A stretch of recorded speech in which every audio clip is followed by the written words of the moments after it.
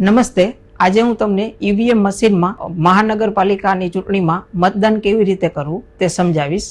આ મતદાનમાં તમે વધુમાં વધુ 4 ઉમેદવારોને પસંદ કરી શકો છો. 1, 2, 3 અને 4, એ રીતે 4.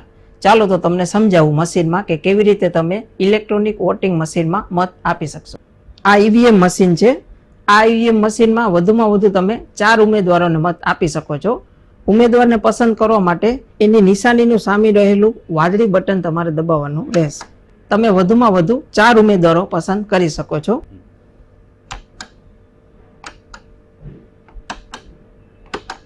જ્યારે તમે બટન દબાવો છો ત્યારે તે ઉમેદવારની સામે લાલ લાઇટ ચાલુ થશે. યાદ રાખો, તમે એક જ ઉમેદવારને એકથી વધારે મત આપી શકતા નથી. જો તમે કોઈ ઉમેદવાર પસંદ કરેલ છે અને તમને એમ થાય કે એ ભૂલથી સિલેક્ટ થઈ ગયેલ છે તો એની સામેનું પાછું વાદળી બટન દબાવશો તો એ લાલ લાઇટ બંધ થઈ જશે. એટલે એ ઉમેદવાર કેન્સલ થઈ પછી કોઈ બીજા ઉમેદવારને તમે પસંદ કરવા માટે એની સામેનું રહેલું વાદળું બટન દબાવશો એટલે એ સિલેક્ટ થઈ જશે. એ રીતે તમારે 4 ઉમેદવારને પસંદ કરવાના રહેશે.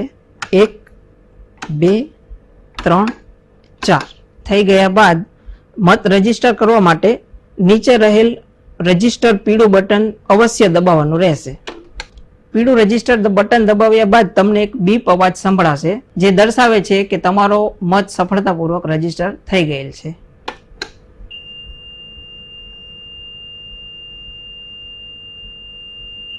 નોટા એટલે કે ઉપર પૈકી કોઈ નહીં. જો તમે નોટા દબાવો છો તો એનો અર્થ એ છે કે કોઈ ઉમેદવારને તમે પસંદ કરતા નથી. સુધી તમે રજીસ્ટર બટન દબાવતા નથી ત્યાં સુધી તમારો મત રજીસ્ટર થતો નથી.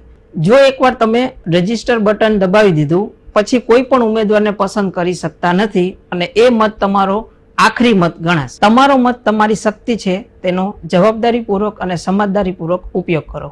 શહેર ચૂંટણી અધિકારી અને કલેક્ટર જામનગર દ્વારા જામનગરના મતદારોને બહોળી સંખ્યામાં મતદાન કરવા અનુરોધ કરવામાં આવે છે.